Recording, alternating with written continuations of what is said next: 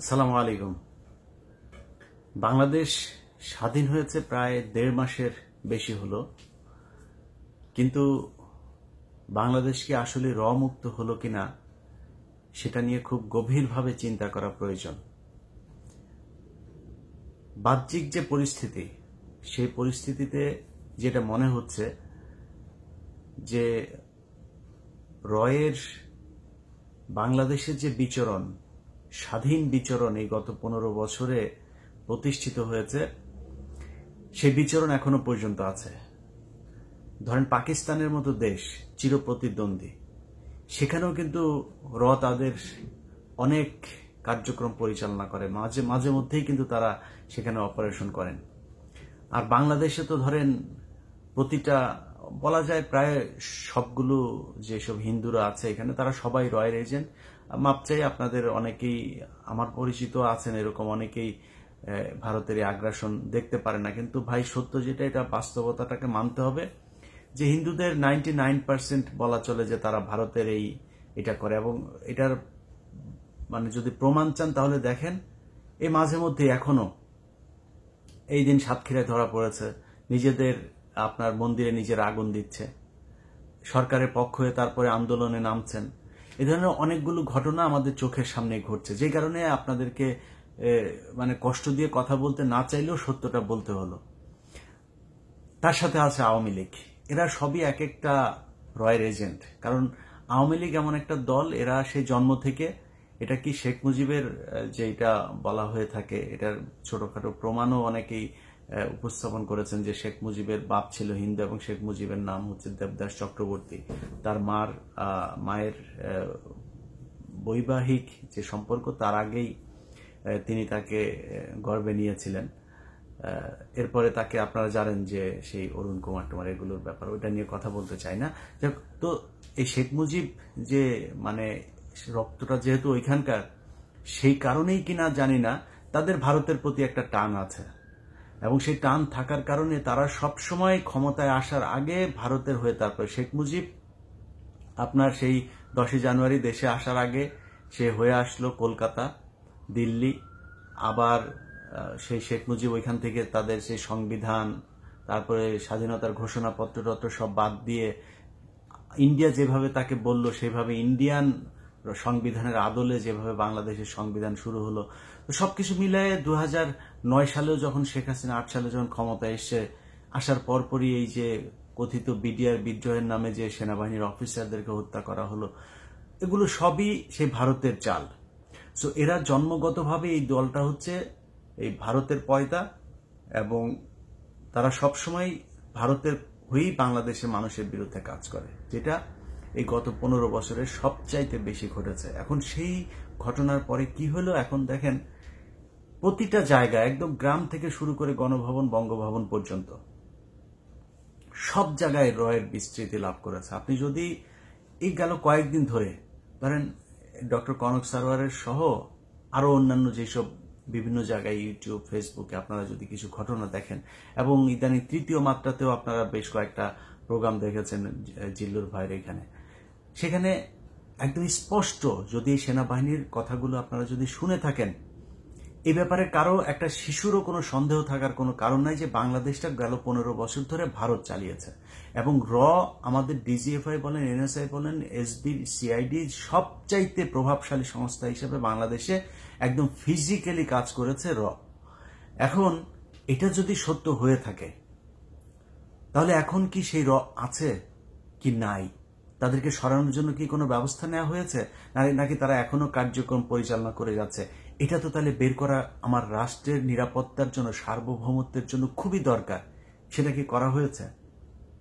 আমি বাহ্যিক এমন কোনো পদক্ষেপ দেখি নাই যে বাংলাদেশে থাকবে না, থাকতে পারবে না, কর্ম পরিচালনা করতে পারবে না, এরকম কোনো পদক্ষেপ নেওয়া হয়েছে? আপনি দেখেন প্রথম পদক্ষেপ কোনটা নেওয়া উচিত ছিল। এই দেশে সেনাবাহিনী আপনার এই গেল 15 বছরে যতজন অফিসারকে চাকরিচ্যুত করেছে, তাদের ব্যাপারে দেশপ্রেমের কোনো পরীক্ষা নেওয়ার দরকার নেই। তারা সোজা বয়স বেড়ে গেল, প্রয়োজনে এই আপনার বয়সের সময়সীমা বাড়িয়ে হলেও তাদেরকে এনে আবার চাকরিতে আনতে হবে, কারণ তারা জানেন যে রয়ের কারা কারা এই দেশে কাজ করেছে। 25শে ফেব্রুয়ারি যে 2009 সালে যে বিডিআর অফিসারদেরকে হত্যাকাণ্ড করা হয়েছে, সেটার সাথে কারা জড়িত হয়েছিল এই ঘটনাগুলো তারা জানেন।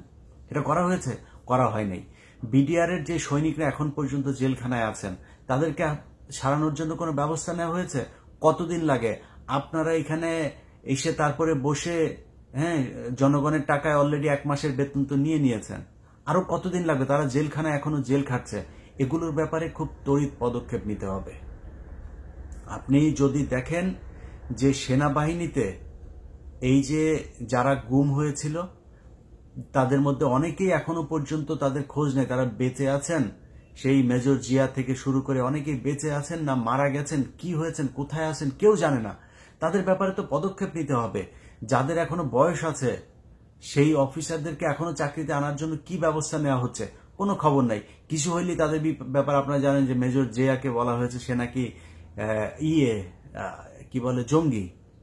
তো এই শেখ হাসিনার এই যে নাটক, ভারতের প্রেসক্রাইবড যে নাটক এই দেশে এই গেল 15 বছর ধরে ইমপ্লিমেন্টেশন হয়েছে, সেই ইমপ্লিমেন্ট করতে গিয়ে যত বাংলাদেশের মেধাবী সৈনিক অফিসারদেরকে এই দেশের মানে শাস্তি দেওয়া হয়েছে, তাদেরকে দেশান্তরিত করা হয়েছে, গুম করা হয়েছে, খুন করা হয়েছে, তাদেরকে দ্রুত ফিরিয়ে আনতে হবে।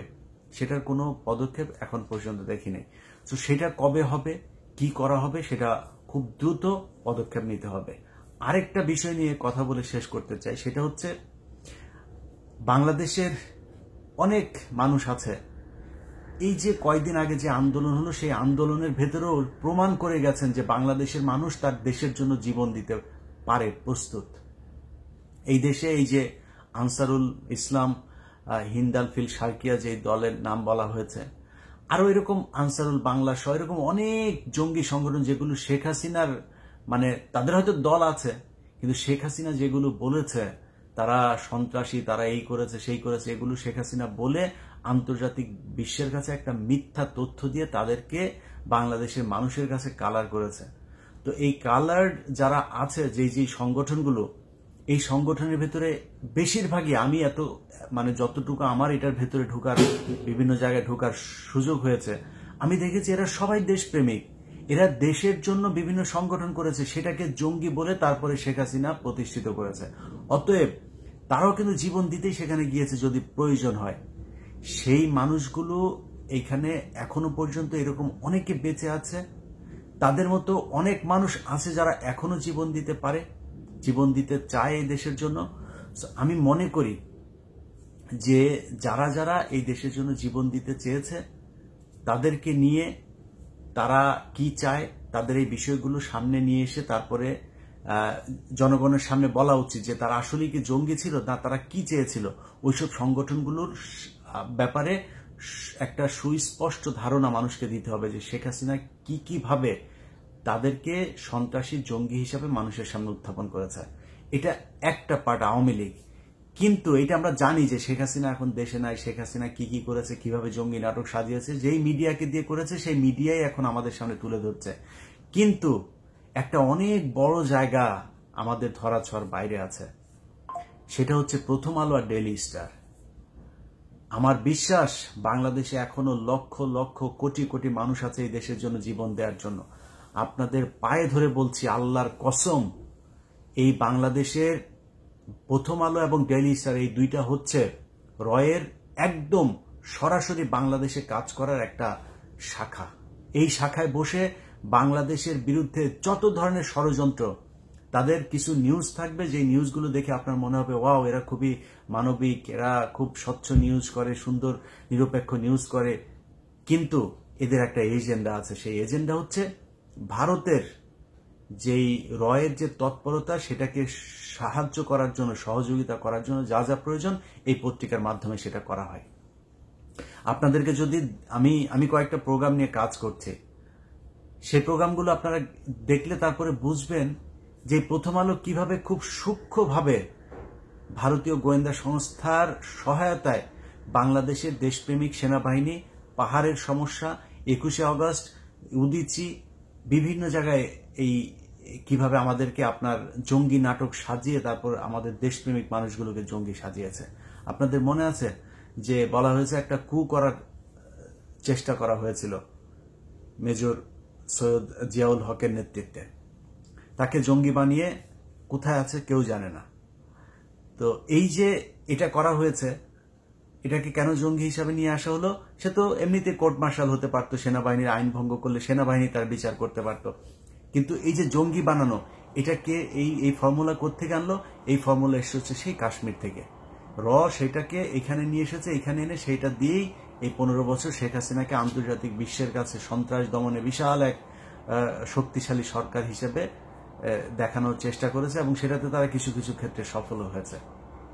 অতএব আপনাদের কাছে যারা বাংলাদেশের জন্য, বাংলাদেশের স্বাধীনতার জন্য পাহাড়ে জীবন দিতে চান, বর্ডারে জীবন দিতে চান, আপনাদের কাছে অনুরোধ, আমি প্রকাশ্যে আমার ইউটিউব চ্যানেলে এসে বলে গেলাম, মতিউর রহমান এবং মাহফুজ আনাম এদের নেতৃত্বে যে এই প্রথম আলো, সেটার দখল খুব দ্রুত নিতে হবে।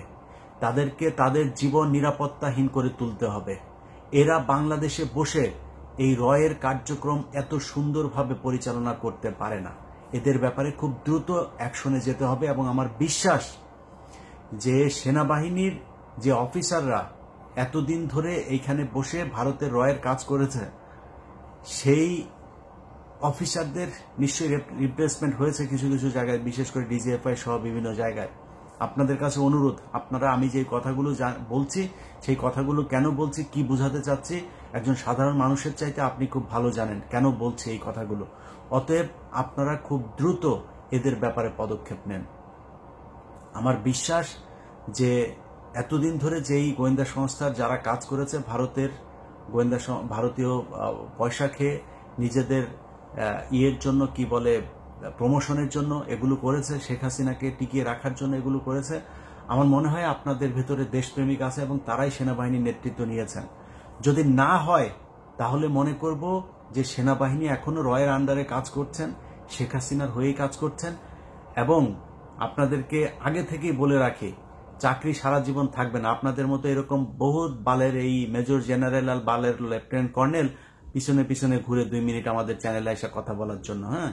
অতএব আপনাদের মতো এরকম বালের লেফটেন্যান্ট কর্নেল, মেজর জেনারেল বালছাল যদি নাকি দেশের বিরুদ্ধে যান না, এই সুযোগ পাওয়ার পরেও আপনারা রিটায়ারমেন্টে গেলে কিন্তু আপনাদেরকে ছাড়া হবে না। একদম মান সম্মান ওই এক কোথাকার এক চাঁদাবাজ টিভির কাছে যায়, তারপরে আপনাদের এই সেনাপ্রধান গিয়া দেয়, অডিও দেয়। কেন দেয় জানেন? কারণ হচ্ছে ওনাদের আরেকজনের আবার আকাম কুকামের সব জিনিসপত্র তাদের কাছে জিম্মি করে তারপরে তার বক্তব্য নেয়। অতএব এই চাঁদাবাজি করলে কিন্তু এরকম যার তার কাছে ধরা থাকতে হবে, চাকরি গেলে কিন্তু ন্যাংটা করে ছাড়া দেওয়া হবে। সো এখনো সময় আছে, সেনাবাহিনীকে বলবো যে ভালো হয়ে যান। আপনাদের বালের ইয়েতে ভয়ও পায় না, কিছুই না, আপনাদেরকে পান্তা ভাত বানায় দেওয়া হয়েছে। এবার আর ওই আগের মতো অত ধন ফোন করতে পারবেন না। আপনারা এই কয়েকদিনে 1.5 মাসের ভেতরেও আপনারা বিভিন্ন গণমাধ্যমে ফোন করে থ্রেট করেন, এই নিউজ করা যাবে, ওই নিউজ করা যাবে না। আপনার বাপের টিভি চ্যানেল না, আপনার বাপের পত্রিকা যে আপনি ফোন করে থ্রেট করেন, এইসব বন্ধ করেন। যদি দেশের জন্য প্রয়োজন হয় আপনি আমারে কিল করে ফেলেন, কোনো সমস্যা নাই, যদি সেটা দেশের স্বার্থে হয়। আপনাদেরকে চিনি সেই 2010 সাল থেকে। সো আমরা বিশ্বাস করি এখনো পর্যন্ত যে সেনাবাহিনীতে সেই 2010 সাল, 11-12 সাল পর্যন্ত যে অফিসাররা ছিল, তাদের যেমন দেশপ্রেম ছিল, আপনাদের ভেতরে সেই দেশপ্রেম আছে, সেই দেশপ্রেমিকরা এখনো আছে। সম্মান রাখতে চাই, আশা করি আপনাদের এই সম্মান আপনারা যোগ্যতার মাধ্যমে এটাকে টিকিয়ে রাখবেন। আমরাও চাই আপনাদেরকে সম্মান করতে। যাই হোক, যেটা বলতে চেয়েছি যে আমার দেশটা এখনো নিরাপদ না। এদেশের সার্বভৌমত্বের জন্য গোয়েন্দা সংস্থাকে আরো কঠোর হইতে হবে, এবং ভারতীয় যে গোয়েন্দা সংস্থা সরাসরি এখানে কাজ করেছে, কারা কোথায় কি করেছে, আমি বিশ্বাস করি যে আপনারা খুব দ্রুত সেগুলো প্রকাশ করবেন। যাদেরকে মিথ্যাভাবে জঙ্গি বানানো হয়েছে তাদের ব্যাপারে ব্যবস্থা নেবেন। জঙ্গি বানানোর জন্য এই যে ডেইলি স্টার এবং প্রথম আলো কিভাবে কাজ করেছে সেটা আপনারা জানেন, সেই ব্যাপারে পদক্ষেপ নেবেন। পাহাড়ে এখন যা হচ্ছে সেখানে কাদেরকে আপনাদের প্যাট্রোনাইজ করা উচিত আর কাদেরকে দমন করা উচিত সেটাও আপনারা জানেন। সো এই কাজগুলো করবেন। সবাই ভালো থাকবেন। আল্লাহ হাফেজ।